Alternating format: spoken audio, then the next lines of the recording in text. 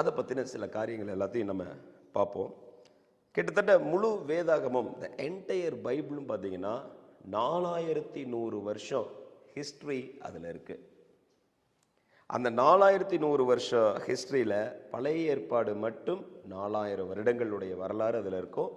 புதிய ஏற்பாடு இயேசு கிறிஸ்துவுடைய பிறப்பு, அவர் செய்த ஊழியம், அதற்கு பின்பாக அப்போஸ்தலர்கள் செய்த ஊழியம், இது எல்லாத்தையும் பார்த்தீங்கன்னா 100 வருடங்களுக்குள்ள அடங்கும். ஸோ உங்கள் கையில் இருக்கிற பைபிளுடைய வருடங்கள் 4100 வருடங்கள் எழுதப்பட்ட புக்கை தான் உங்கள் கையில் வச்சுருக்கிறீங்க. சரி, இதில் பார்த்தீங்கன்னா